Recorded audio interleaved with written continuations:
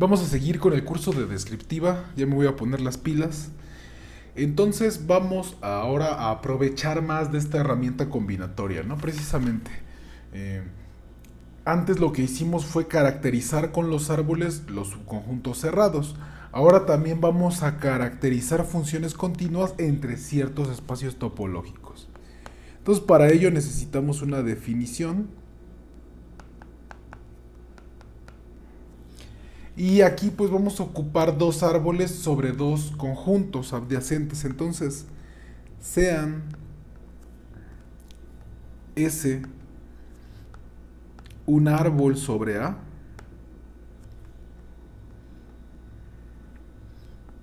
Entonces es S un subconjunto de A la menor que omega. Y T un árbol pues sobre B precisamente. Entonces lo voy a poner así, árboles.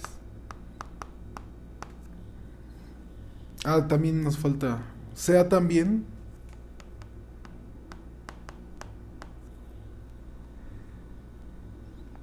phi una función que va del árbol S en el árbol T.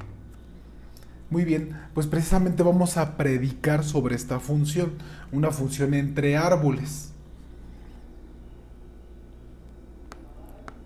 Phi se llama monótona.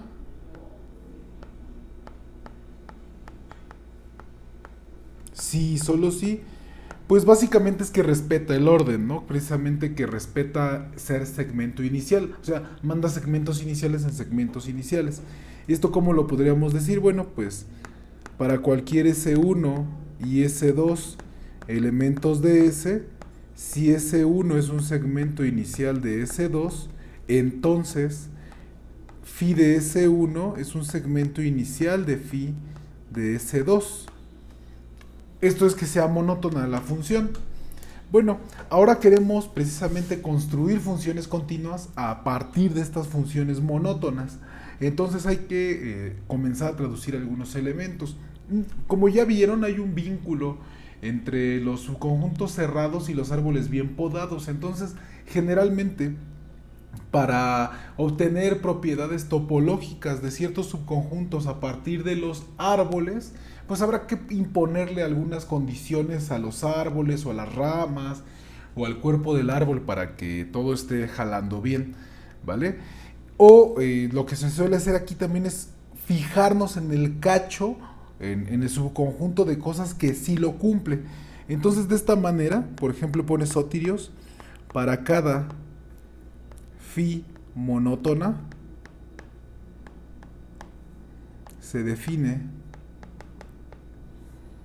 D sub phi, D de phi, perdón.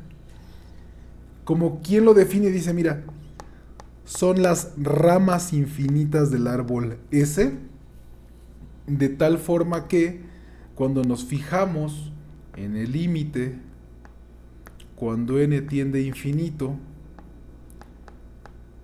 de la longitud, lo voy a cambiar de color porque aquí está medio gacho el trabalenguas, de la longitud de phi de x, pero phi es una función que manda nodos en nodos del árbol, entonces se la tenemos que aplicar a un nodo, y x es una rama infinita, entonces precisamente vamos a restringirlo a la n. Y pues ahora sí. ¿Qué ocurre aquí? Cuando este límite corre, pues le vamos a pedir que sea infinito. O sea, vamos a hacer un dibujito mejor. Tenemos dos árboles, les dije que es bueno pensarlos así. Aquí estarían las ramas de todo el arbolote. Este sería a la menor que omega.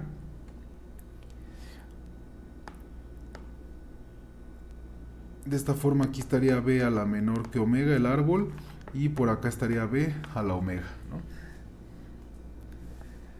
Entonces agarramos un árbol, y un árbol dijimos que pues era precisamente cerrado bajo segmentos iniciales. Entonces lo único que vamos a saber es que si agarramos un nodo aquí, todas sus restricciones de antes están en T. Perdón, en S, ¿no? De este lado es S. Entonces permítanme pintar así al árbol S. Y entonces pues por acá estarán, me voy a poner como un corchete cerrado porque ya hemos probado que el conjunto de sus ramas del árbol siempre es un cerrado, ¿no?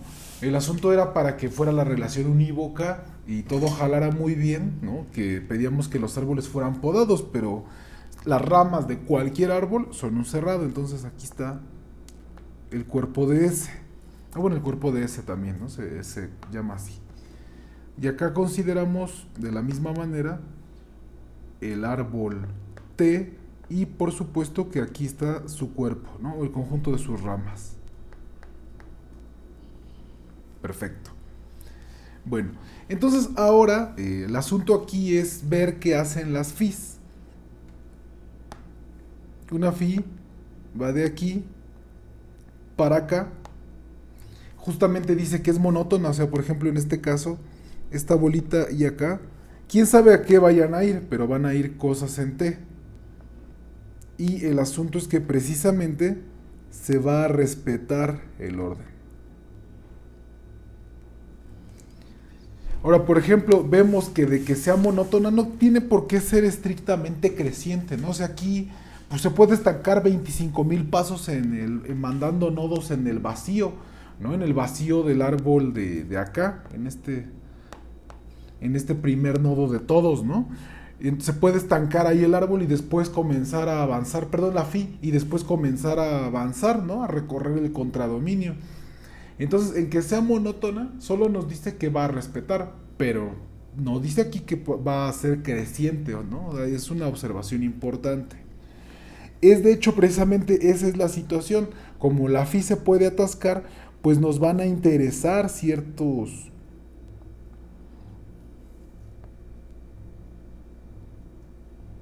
A ver, es que estoy eligiendo un color para que lo usemos, un naranja, ¿no? Yo creo.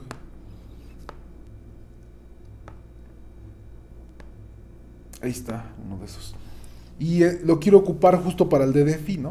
O sea, no todos los X's que nos tomemos aquí entonces, cuando nos fijemos en el caminito de las restricciones, pues la FI sí está obligadísima a mandarlo a algo que sea monótono. Pero como les decía hace rato, pues podría tomar a todos los puntos la FI, a todas las restricciones de X y mandarlas al vacío. ¿Y a poco no? No es bien monótono eso.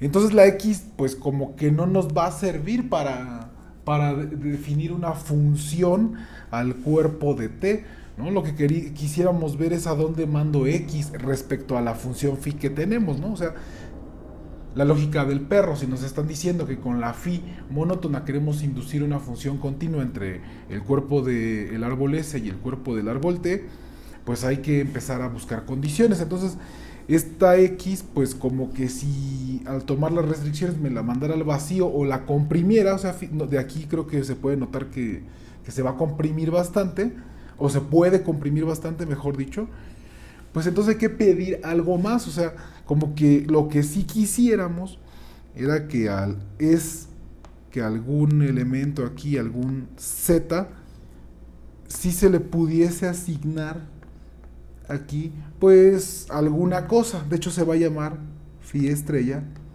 de Z.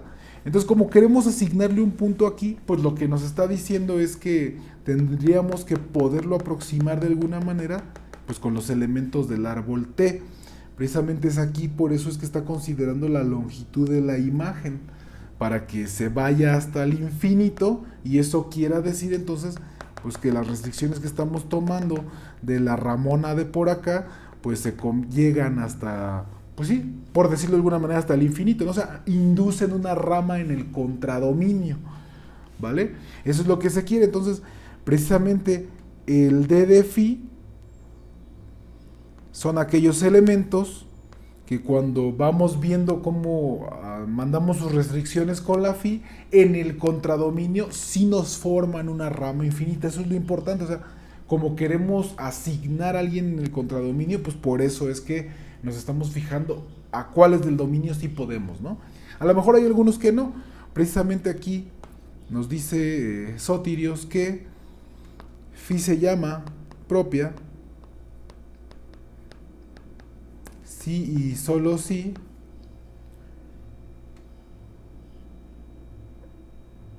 todo, d de phi es todo el árbol, bueno, perdón, todas las ramas de S, ¿no? Todo el cuerpo de S.